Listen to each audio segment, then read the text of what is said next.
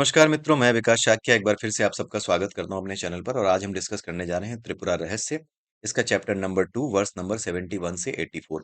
ये इस चैप्टर के आखिरी श्लोक हैं। 84 वर्सेस हैं इसमें और बहुत सिंपल से हैं। लास्ट में केवल और केवल एक तरीके से विचार, जिसके बारे में हमने बात किया था, विचारहीनता और विवेक, अविवेक क्या है, इन सब चीज़ों के बारे में हमने डिस्कस किया था। तो उसी का एक तरीके से कंक्लूजन है कि विचारशील होना कितना ज़रूरी है। तो छोटा-सा ही वीडियो होगा, आइए देखते हैं। इसमें ये बताया गया है कि सबके हृदय में निवास करने वाली त्रिपुर सुंदरी, उनकी उपासना आपको करनी चाहिए। सबके हृदय में निवास करने वाली त्रिपुर सुंदरी का मतलब क्या है? सबके हृदय में निवास करने वाली त्रिपुर सुंदरी का मतलब ये है कि सारा ज्ञान, सारी मॉडस ऑपरेंडी जो इस नेचर की है, वो हमारे हृदय में पहले से ही है। यानी सारा ज्ञान हमारे पास पहले से ही होता है। ठीक है? ज्ञानमय कोश की बात क्यों नहीं की? ज्ञानमय कोश की बात इसलिए नहीं की क्योंकि ज्ञानमय कोश में वो ज्ञान रहता है जो आपके अनुभवों से, इस नेचर में जो आपने यज्ञ के माध्यम से, जो आपने वेदों के माध्यम से, पुराणों के माध्यम से, उपनिषदों के माध्यम से जो सीखा है, वो ज्ञान अपने आप जहाँ पे प्रकट रहता है, जिसको सीखना नहीं पड़ता, अपने आप वहाँ पे रहता है, उसी को ज्ञानमय कोश कहा जाता है। उस ज्ञानमय कोश के अंदर वो रहता है। लेकिन जो हमारा वास्तविक हृदय है, जो हमारी वास्तविक ऊर्जा है, जिस चेतना से ये ज्ञानमय कोश का भी ज्ञान प्रकट हुआ है, यानी इस क्रिएशन में जो साइंस है, उस साइंस का जो साइंस है, आप ध्यान से समझिए। हम लोग जिस साइंस की बात करते हैं, वो साइंस क्या है? इस नेचर की रिवर्स इंजीनियरिंग है। इस नेचर की रिवर्स इंजीनियरिंग है। इस नेचर में डीएनए है, आरएनए है, जिसको हमने नाम दिया है, वैज्ञानिकों ने नाम दिया है डीएनए, आरएनए कहा है। लेकिन किसी भी साइंटिस्ट ने ये डीएनए और आरएनए वहां डाले नहीं। जिन इलेक्ट्रॉन्स की बात आज की जाती है कि इलेक्ट्रॉन्स होते हैं, प्रोटॉन्स होते हैं, वो इलेक्ट्रॉन्स और प्रोटॉन्स आज से पहले भी अवेलेबल थे। जब इनके बारे में 1897 में जब इलेक्ट्रॉन की खोज हुई, तो क्या उसी समय किसी साइंटिस्ट ने नेचर में इलेक्ट्रॉन डाले थे क्या? नहीं, वो पहले से था। तो जो कुछ हम जानते हैं साइंस के नाम पर, वो क्या है? वो इस नेचर की रिवर्स इंजीनियरिंग है। और रिवर्स इंजीनियरिंग करके जो चीज़ हमने इस नेचर के बारे में जानी है, उसके बाद हमने क्या किया है? हमने उन चीज़ों से, उस ज्ञान से इनोवेटिव चीज़ें डेवलप की हैं, इनोवेशंस किए हैं। इन्हीं इनोवेशंस को इन्वेंशंस कहते हैं हम। साइंस के इन्वेंशंस कुछ और नहीं है। नेचर को जानने के बाद जो इनोवेशन किया गया है, वही इन्वेशन है। तो ये जो साइंस है, जिस साइंस को हम जानते हैं, उसको अविद्या कहा जाता है, यानी अपरा की विद्या। जो इस प्रकृति का ज्ञान है, उस ज्ञान के बारे में जब बात की जाती है, तो उसे अविद्या कहा जाता है, अपरा का विद्या कहा जाता है। और ये विद्या वेदों में है, शास्त्रों में है, हर जगह पे है। वेदों शास्त्रों में मेटाफोरिक लैंग्वेज में है, हमारे साइंटिस्ट उसको अलग भाषा में लिखते हैं। ठीक है? वही चीज़ हमारे यहाँ मेटाफोरिक वे में लिखी गई है, कहानियों के फॉर्म में लिखी गई है, ताकि चीज़ों को आसानी से समझाया जा सके। पुराने समय के लोग इन चीज़ों को जानते थे, क्योंकि वो उस भाषा को जानते थे कि इसको समझना कैसे है। आज के समय में लोग इस भाषा को नहीं जानते। उनके सामने अगर कहा गया है कि सूरज को राहु खा जाता है, तो उन्हें लगता है कि ऊपर कोई राक्षस होता होगा, उसी की कल्पना की होगी हिंदू जो है सन्यासियों ने या साधुओं ने, और वो कहते होंगे कि उसी ने, ब्राह्मणों ने कल्पना की होगी कि ऊपर एक राक्षस होता है, बेवकूफ बनाने के लिए, डराने के लिए, दक्षिणा-वक्षिणा पाने के लिए, इस तरह की बातें फैला दी हैं कि ऊपर एक राक्षस होता है, वो सूरज को खा जाता है, उसको खुश करना है तो नहाओ, ब्राह्मणों को दान दो। इस तरह की बातें बेवकूफ बनाने के लिए कही गई होंगी, तो इस तरह के विचार वो रखता है। लेकिन राहु क्या है? सूर्य क्या है? सूर्य ग्रहण क्या है? इन बातों को समझने के लिए आपको अलंकारिक भाषा समझनी पड़ती है। जब सूर्य ग्रहण की बात आ ही गई है, तो मैं इसको कंप्लीट ही कर देता हूँ। सूर्य ग्रहण का मतलब होता है सूर्य, यानी आपका जो ऑरा है, जो सूर्य है, उसका जो मेटाफर है वो ऑरा है। ऑरा, हमारा जो ऑरा होता है ना, इसका मेटाफर है। हमारा ऑरा कैसे बनता है? कुछ लोग कहते हैं कि उसका ऑरा बड़ा पॉजिटिव है। क्या किसी ऐसे आदमी का पॉजिटिव हो सकता है ऑरा जो कि लंपट हो, जो वैश्यालयों में जाता हो, जो एक बदमाश हो? उसका ऑरा कभी आपको पॉजिटिव लग सकता है? नहीं। आपको ऑरा उसी का पॉजिटिव लगेगा जिसका आचरण अच्छा हो। तो आपके अच्छे आचरण की वजह से आपका ऑरा डेवलप होता है। इसी ऑरा को सन कहा जाता है। सन इसी ऑरा को कहा जाता है। ऑरा को ही सन कहा जाता है। ठीक है? ये मेटाफर है उसका। अब बात आती है ग्रहण की। ग्रहण का मतलब होता है आपके ऑरा का डिमिनिश होना, कम हो जाना थोड़ा। आपकी छवि है, उसपे लांछन लग जाना। जैसे आप बहुत अच्छे रूप में जाने जाते थे समाज के लोगों के बीच में, कि आपके बारे में बहुत अच्छी-अच्छी बातें होती थी कि क्या खतरनाक आदमी है, कितना अच्छा ऑरा है इनका, बड़ा पॉजिटिव ऑरा है, इनके पास बैठ करके, इनसे बातें करके बड़ा अच्छा लगता है। अचानक से क्या होता है, किसी दिन कोई एक इसी अच्छे आदमी को कहीं वेश्यालय में जाता हुआ देख लेता है, या फिर शराब की दुकान में जाता हुआ देख लेता है, या जिससे कि उसका ऑरा डिमिनिश हो, कुछ ऐसा करता हुआ देख लेता है, राइट? तो इसी को कहा जाता है ऑरा पे ग्रहण लगना। और ये ग्रहण कैसे लगता है? जैसे ये ग्रहण लगता है पाखंडियों को। ऐसे लगता है जैसे मैं समाज को दिखाने के लिए तो बहुत बड़ा धार्मिक बना घूम रहा हूँ। ठीक है? मान लीजिए समाज को दिखाने के लिए बड़ा धार्मिक बना घूम रहा हूँ। मंदिर जाता हूँ, पूजा-पाठ करता हूँ, तिलक लगाता हूँ। जब भी आता हूँ लोगों को नमस्कार किए बिना या लोगों के सामने मुस्कुराता हुआ आता हूँ। ऐसा लगता है कि ये तो सदैव प्रसन्न रहते हैं, ब्रह्मलीन रहते हैं। लेकिन मेरा जो पीछे का चेहरा है वो कुछ और है। मेरा पीछे का चेहरा ये है कि नहीं, मुझे अभी भी जीवन में कुछ हासिल करना है। मुझे भी लोगों की तरह बड़े-बड़े जहाज़ों में घूमना है। मेरी जो वासनाएँ हैं, मेरी जो इच्छाएँ हैं, मुझे भी अच्छी-अच्छी स्त्रियाँ चाहिए, उनके साथ मुझे संग करना है, उनको अपनी सहेलियाँ बनाना है, उनके साथ जो है स्त्रीगमन करना है। इस तरह की बातें जो दिमाग में अगर पीछे से चल रही हैं और सामने से मैं अपना चेहरा किसी और को दिखा रहा हूँ, तो होता क्या है? ये जो विचार आता है ना हमारे मन में, कि भाई जब कोई ना देख रहा हो, तो ये कर, इस काम को कर डाल। यहाँ कौन देख रहा है? इसे कर डाल। ये जो विचार आता है ना, इसी को राहु कहा जाता है। इसी विचार को जो कि आपको आपकी जो सामने वाली इमेज है, जो लोगों के सामने है, उससे अलग बनाने का एक तरीके से मंत्रणा देता है, एक सुझाव देता है, उसी को राहु कहा गया है। अब आप कहेंगे कि ये तो फालतू की बात कर रहा हूँ, मैं जानबूझ के जोड़ रहा हूँ। नहीं, अगर आप पुराणों में देखेंगे तो राहु की एक कहानी है। राहु की कहानी क्या है? उसमें ये कहा गया है कि राहु का जो असली नाम था वो स्वर भानु था। स्वर भानु का मतलब होता है ऐसी बातें करने वाला, ऐसे शब्द बोलने वाला जो कानों को भाते हैं, यानी मन को भाते हैं। कानों के माध्यम से ही शब्द हमारे मन तक पहुँचते हैं और फिर वो हमारे मन को अच्छे लगते हैं। तो ऐसी बातें कहना जो हमारे मन को अच्छी लगें, और मन को कौन-सी चीज़ें अच्छी लगती हैं? जिस तरह की लस्ट हमारे मन में अवेलेबल है, उसी लस्ट से रिलेटेड जब थॉट्स आएँगे, उस लस्ट की तरफ ले जाने वाले जब थॉट्स आएँगे, तो हमारे मन को खुशी होती है, राइट? हमारे मन को अच्छे लगते हैं, वो हमारे कानों को वो शब्द अच्छे लगने लगते हैं। लगता है अरे वाह! जैसे कॉलेज में मैं जैसे लाइब्रेरी में एक बार पढ़ रहा था, तो पढ़ते समय क्या हुआ, अचानक से उस लाइब्रेरी में सभी बैठते थे, क्लास की लड़कियाँ भी बैठते थे, लड़के भी बैठते थे, सब आके बैठते थे। तो अचानक से जब मैं पढ़ रहा था, तो पढ़ते-पढ़ते मेरा एक दोस्त आता है। वो दोस्त आकर के कहता है, "अरे भाई, तुम यहाँ पढ़ने में लगे हो?" मैं कहता हूँ, "हाँ, क्या हुआ?"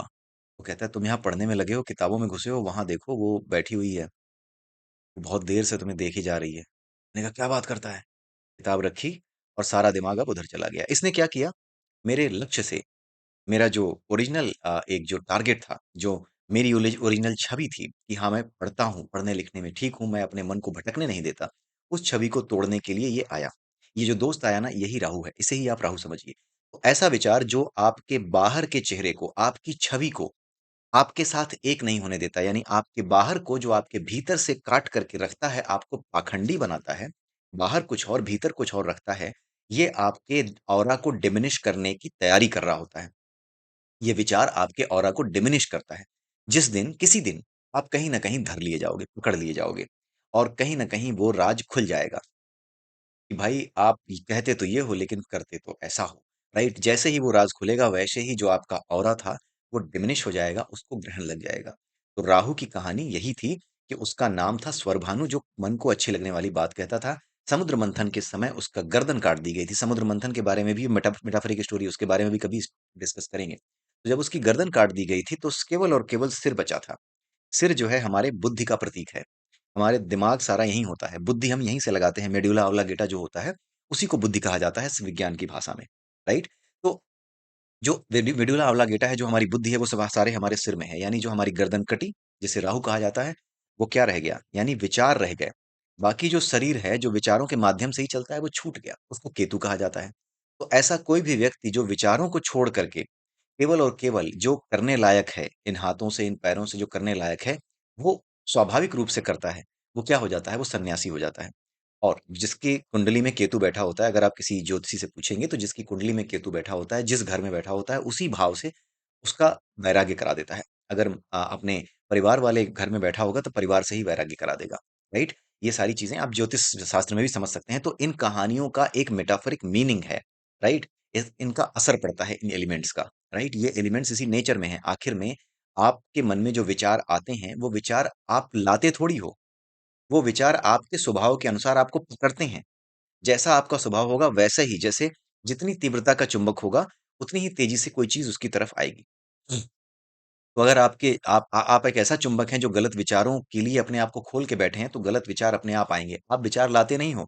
आप जैसे हो, जैसा आपका चरित्र है, उस चरित्र के अनुसार ही विचार आप तक आते हैं और आप उसको ग्रहण कर लेते हो। आपको वो अच्छे भी लगते हैं क्योंकि आपके साथ वो ट्यून हो जाते हैं।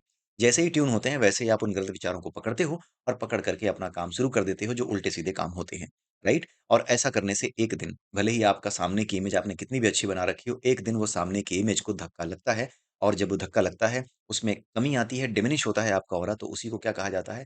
सूर्य पे ग्रहण लगना, ठीक है? उसी तरीके से चंद्र ग्रहण होता है, चंद्रमा हमारे मन का प्रतीक है। जब हमारा मन साफ ना रह जाए, जब हमारा मन स्थिर ना हो पाए, तब इसे चंद्र का ग्रहण कहते हैं और ये काम भी राहु ही करता है। यानी ये ऐसे विचार लेकर के आता है जो आपको सुझाव देता है। सुझाव देने के बाद आप निर्णय नहीं ले पाते, आपका मन इधर-उधर भागता है। तो ये भी आपके मन को इधर-उधर भागने के लिए एक निर्णय दे देना। जैसे मान लीजिए कि कोई व्यक्ति कोई काम करने जा रहा था, अचानक से क्या हुआ कि आप उसके पास जाते हो और आप उसको ऐसी खबर सुना देते हो, जैसे कि कोई व्यक्ति था, बड़े गुस्से में था और पता था कि ये गुस्से में जाएगा तो किसी का नुकसान करने जा रहा है, तो उसका नुकसान कर देगा, उसे पीट देगा या उसका कत्ल कर सकता है। अचानक से आप उसके सामने जाते हैं, ठीक है? आप उसे झूठी खबर ही सुना देते हैं कि भैया आपका बेटा ना एक्सीडेंट कर गया, बहुत बुरी तरह चोट लगी है, बचे-वचेगा नहीं लग रहा है, ऐसा लग रहा है। तो ये जितना विचार था इसका, जो वो काम करने जा रहा था, वो सब छोड़-छाड़ करके वो भी ज़रूरी लग रहा है उसको कि हाँ, उससे ही मिलने जाना था, उसको भी ठीक करना था। लेकिन उसकी प्रायोरिटी अब बदल जाएगी, वो भ्रमित हो जाएगा, राइट? तो झूठ के माध्यम से गलत परिस्थितियाँ दिखा करके आपको भ्रमित कर देना, ऐसी स्थितियाँ क्रिएट कर देना कि आप भ्रमित हो जाएँ, ये काम भी राहु का है और जब भ्रमित होने वाली स्थितियाँ होती हैं, तो इसी को चंद्र ग्रहण कहा जाता है। आपका जो मन है, वो चंद्रमा का प्रतीक है। चंद्रमा ही आपके मन का मेटाफर है। ये सारी चीज़ें जब हम मेटाफरिक वे में अपने वेदांगों को पढ़ते हैं, वेदों के ग्रामर को पढ़ते हैं, अपने शास्त्रों का जो व्याकरण है उसको पढ़ते हैं, बिना ग्रामर पढ़े कोई चीज़ समझ में नहीं आती। तो जब आप उस ग्रामर को पढ़ते हैं तब ये बातें आपको पता चलती हैं जो मैं आपको अभी बता रहा हूँ। इतना समय नहीं है, मैं केवल आपको रेफ़रेंस दे सकता हूँ, इतना समय नहीं है कि मैं इनको बहुत डिटेल में बताऊँ। रेफ़रेंस काफ़ी है, आप जाकर के चीज़ों को खोजिए, वेदांगों को पढ़िए, समझिए। 6 वेदांग हैं, उन 6 वेदांगों को जितना भी आप समझ सकते हैं। आजकल तो मेटा एआई अवेलेबल है, एआई अवेलेबल है, आप जाकर के लिखिए कि I want a detailed description every chapter, एक-एक चैप्टर का वहाँ पे डिस्क्रिप्शन आप पढ़ते जाइए। उसको जो है समराइज़ करके पूछिए कि कैसे आप समराइज़ करोगे इस चैप्टर को, क्या कहा गया है इसमें? किन-किन बातों के बारे में बताया गया है, वो सब आपको बताएगा, राइट? आप करके देखिएगा। तो आइए देखते हैं त्रिपुर सुंदरी का मतलब क्या है, सबके हृदय में निवास करने का मतलब क्या है? उस सबके हृदय में निवास करने का मतलब ये है कि वो मॉडस ऑपरेंडी जिससे कि ये पूरा का पूरा क्रिएशन बना है, यानी इस साइंस का यानी इस जिसकी हम रिवर्स इंजीनियरिंग करते हैं, उस साइंस को बनाने वाला यानी डीएनए और आरएनए तो हम रिवर्स इंजीनियरिंग करके जानते हैं, उसको एक नाम दे दिया है। लेकिन ये डीएनए और आरएनए जिसे हम कह रहे हैं, वो डाला किसने है? वो आया कहाँ से? उसका सोर्स क्या है? उस सोर्स की स्टडी को विद्या कहते हैं। ठीक है? एक होती है अविद्या जो इस नेचर की स्टडी है, एक होती है विद्या जिससे कि ये जो साइंस है ये प्रकट हुआ है। साइंस का जो साइंस है, साइंस का जो सोर्स है, उसे विद्या कहते हैं। वो भी एक साइंस है, राइट? वो जो साइंस है, वो जो मॉडस ऑपरेंडी है जो इसको प्रकट करती है, वो हम सब के भीतर उसका ज्ञान पहले से होता है और उसी ज्ञान को तंत्र विज्ञान में यहाँ पर त्रिपुर सुंदरी कहा गया है। ये पूरी तरह से तंत्र विज्ञान नहीं है, ये पूरी तरीके से भक्ति का विषय है, केवल तंत्र मंत्र का विषय नहीं है। ये एक सिस्टम है, इस वजह से मैं आपको बता रहा हूँ। ये एक तरीके का मॉडस ऑपरेंडी है, जिसको समझने के बाद, उसको जानने के बाद कि हाँ, ये कैसे काम करता है, बीज रूप में कैसे काम करता है। जैसे कि आम का पेड़ है, उसका बीज जो है वो आम का पेड़ कैसे बनता है, उसमें फल कैसे लगते हैं, वो उसी बीज में वो ज्ञान बैठा हुआ है। उसी तरीके से ये जो बीज है हर तरह के ज्ञान का, वही त्रिपुर सुंदरी है। ठीक है? वो आपके भीतर जो है विद्यमान है। ठीक है? इसी को जानना होता है। ठीक है? तो इसमें क्या कहा गया है कि सद्गुरु से दीक्षा लेकर उनकी आराधना करनी चाहिए। इसमें भक्ति ही मुख्य है। यानी त्रिपुर सुंदरी के बारे में आप जो कुछ भी पढ़ते हैं, उसको पढ़ करके उसके रास्ते पर आपको टेक्निकली नहीं जाना है, आपको भक्ति मार्ग पर ही चलना है, श्रद्धा रखनी है, तभी जाकर के ये आपके सामने आएगा। 3 रास्ते हैं ना, कर्म योग, ज्ञान योग, भक्ति योग। और एक ध्यान योग का भी है, तो यहाँ पे भक्ति ही मेन है। भक्ति ही करनी है आपको। भक्ति का अभ्यास करना है त्रिपुर सुंदरी के साथ, त्रिपुर सुंदरी के लिए, राइट? उनके बारे में सुनने से ही तुम्हारे मन में मंगल विचार का उदय हुआ है, ऐसा दत्तात्रेय किससे कह रहे हैं? परशुराम जी से कह रहे हैं, ठीक है? अब परशुराम जी को बता रहे हैं दत्तात्रेय जी की इम्पोर्टेंस क्या है विचारों का। जब तक विचार नहीं होता, तब तक आपके मन में भय बना रहता है। जब तक आप विचार नहीं कर सकते, आपके मन में ये रहे कि मैं क्या विचार लेकर आऊँ? कौन-सी चीज़ सही होगी? क्या ये निर्णय सही होगा? क्या ये ठीक हो रहा है? मुझे दिख तो रहा है कि मुझे ऐसा करना चाहिए, लेकिन कहीं कुछ गड़बड़ ना हो जाए, मुझे पता नहीं है बट हाँ, मेरी मजबूरी है कि मैं यही करूँ। ये डर आपके दिमाग में जो छोटा-सा बना रहता है, ये विचार ना होने के कारण ही होता है। विचार को सही से संगठित ना कर पाने के कारण ही बना रहता है। जैसे जिसे सन्निपात का रोग हो जाता है। सन्निपात का मतलब होता है वात, पित्त और कफ इन तीनों का एक साथ अटैक होना। सन्निपात का मतलब होता है वात, पित्त और कफ इन तीनों का एक साथ अटैक होना। ये पतंजलि योग सूत्र में बड़े अच्छे से बताया गया है, सन्निपात क्या है। वात, पित्त और कफ, ये तीनों का एक साथ अटैक जब हो जाता है उसको सन्निपात कहते हैं। ऐसे सन्निपात के रोगी को जब दवा दी जाती है, तो दवा देने के बावजूद भी क्या होता है कि उसके मन में भय बना रहता है। दवा मिलती रहती है, लेकिन फिर भी जब तक उसकी रोग सही नहीं होता, जब तक उसके अंदर धातुओं का 6 तरह की धातुएँ होती हैं हमारे शरीर में। ये जो रक्त, मांस, जो हड्डी है, मज्जा है, जो हमारा बॉडी जिससे हमारी हड्डी बनी है उसको मज्जा कहते हैं। हड्डियों में मज्जा पाया जाता है, तो मज्जा जो होती है इन चीज़ों को लेकर के जो भी चीज़ें बनी हुई हैं, इन सबको धातु कहा जाता है। तो इन धातुओं का बैलेंस बिगड़ जाता है, राइट? इन सब का बैलेंस जब बिगड़ जाता है तो सन्निपात होता है। तो जब दवा मिल भी रही होती है तो भी जब तक ये पूरी तरह सही नहीं हो जाता, तक दवा मिलने के बावजूद भी वो व्यक्ति डरा हुआ रहता है, राइट? अब इसमें आगे ये बताया गया है कि विचार सबके भीतर उत्पन्न होने चाहिए। सही गलत का विचार करने की क्षमता जो होती है, विचार जिसको कहते हैं। विचार क्या है? पिछले वीडियो में हमने समझा है। विचारहीनता क्या है? विचार क्या है? ये सब समझा है। विचार का मतलब होता है किसी चीज़ का अभ्यास करके उसे अपने जीवन में उतार लेना, राइट? चीज़ों को पढ़कर दूसरों के अनुभवों से जान करके विचार करने की क्षमता हासिल कर लेना, ताकि बिल्कुल ऑल ऑफ अ सडन जब कोई सिचुएशन हमारे सामने आए, तो हम उसको डील करने के लिए सही रास्ता पकड़ सकें, सही मॉडस ऑपरेंडी की तरफ जा सकें। तो जिसमें विचार का उदय नहीं हुआ, जिसमें विचार का उदय क्यों नहीं हुआ? क्योंकि उसने अपने आप को आलसियों की तरह रखा है, सीखा ही नहीं है कुछ। मिल जाए कोई ऐसे ही, फ्री में दे दे सरकार, हम क्या? नौकरी दे दे ऐसी सरकार फ्री में, ठीक है? तो इस तरीके की चीज़ें जिसके मन में आती हैं, वो विचारहीनता की तरफ जाता है, उसके अंदर विचार उपलब्ध नहीं हुआ, तो जब वो काम करेगा, तो कैसे काम करेगा? उल्टे-सीधे ही काम करेगा, सही से काम नहीं कर पाएगा, नुकसान कर देगा। तो जिसमें विचार का उदय नहीं हुआ, उसका जीवन बांझ वृक्ष के समान है, जिसमें कोई फल नहीं लग सकता। विचारहीन व्यक्ति कुएँ के मेढक की तरह है। ये बड़ा सिंपल सा है समझना।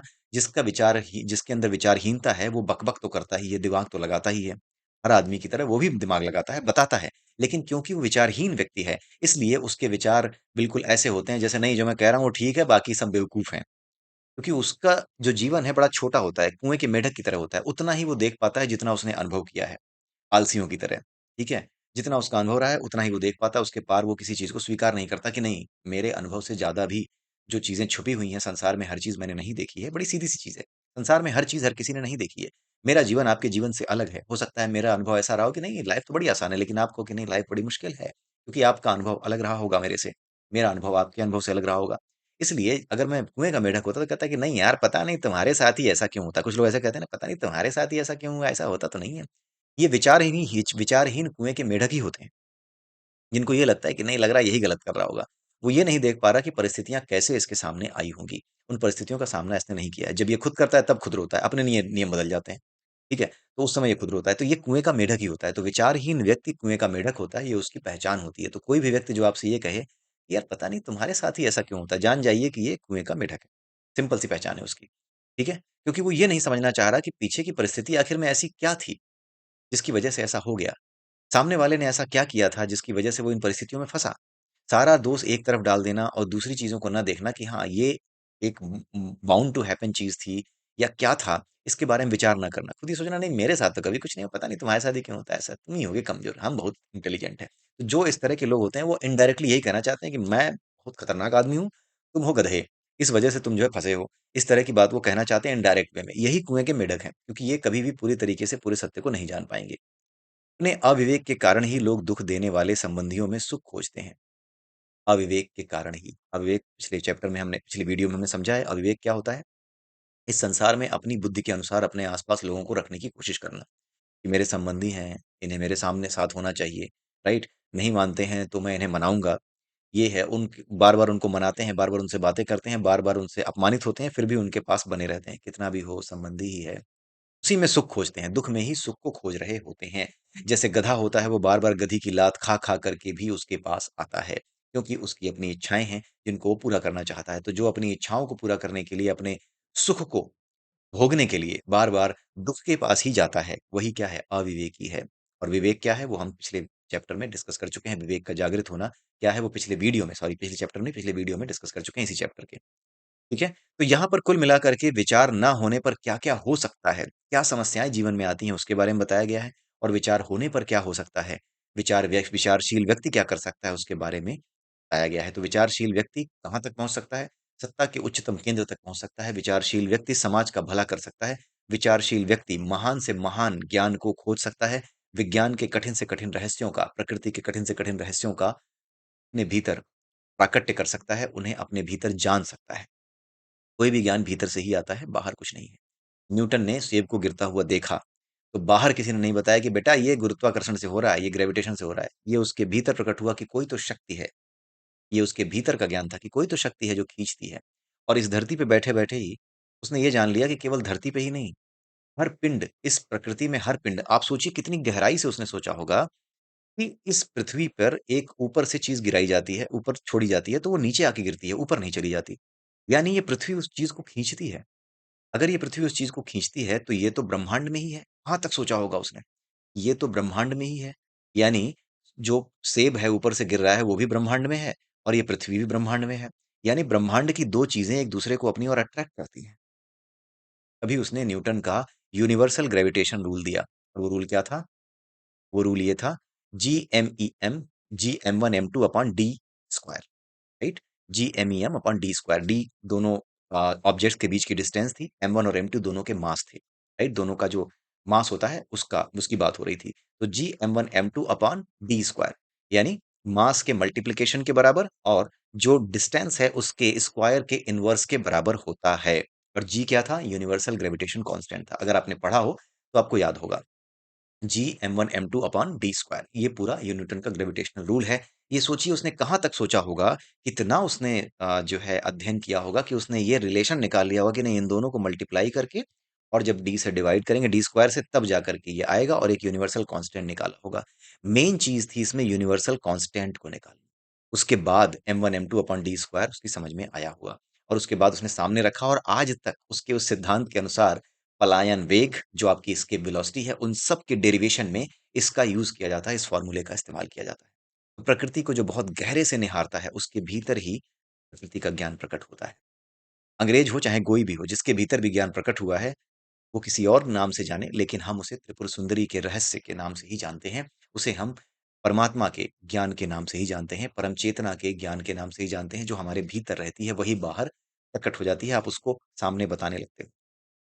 ये जो फ़ॉर्मूले डिराइव किए हैं लोगों ने, ये इतने आसान नहीं है। आप आज तक भी ये नहीं बता सकते, हम और आप आज तक भी ये समझ नहीं सकते कि हम इसको कैसे एक्सप्लेन करें कि आखिर में M1 M2 upon D square ही होगा, M1 प्लस M2 नहीं होगा और ये जो G है इसकी वैल्यू इतनी ही ली जाएगी, राइट? तो कैसे हम बता सकते हैं? हम सोच भी नहीं पाएँगे, हमारे सामने फ़ॉर्मूला है हम सोच नहीं पाएँगे, लेकिन न्यूटन ने दे दिया, उसने अपनी थीसिस कहीं लिखी होगी, उसने सामने रख दिया, ये फ़ॉर्मूला है, लो तुम, बाकी जानने की ज़रूरत नहीं है, रख दिया सामने। राइट? और हम उसको चलते करते चले आ रहे हैं। तो यही जो भीतर का ज्ञान है, यही त्रिपुर सुंदरी का ज्ञान रहस्य है। हर तरह का ज्ञान जो इस प्रकृति में प्रकट हुआ है, वो सब प्रकृति में पहले से है और उस प्रकृति की जो ऊर्जा है, उसकी जो तरंग है, जिसे हम परमात्मा कहते हैं, परम ऊर्जा या परम चेतना कहते हैं, उस वेव में जो कि रॉ वेव नहीं है, खाली वेव नहीं है कि कुछ ना करती हो। That wave also contains the modus operandi, the knowledge of the modus operandi कि कैसे ये नेचर चलेगा। राइट? तो आई होप आपको ये समझ में आया होगा कि विचार शक्ति का क्या महत्व है, विचार करने का क्या महत्व है। इस प्रकृति के साथ एक होकर के विचार जब आप करना शुरू करते हैं, तभी खोजें होती हैं, तभी कठिन से कठिन चीज़ों के रहस्य आप निकाल पाते हैं। तो विचार शक्ति का महत्व आप समझ गए होंगे। अगले वीडियो में फिर मिलेंगे, तब तक के लिए जय सिया राम, जय श्री कृष्णा, जय श्री राधे।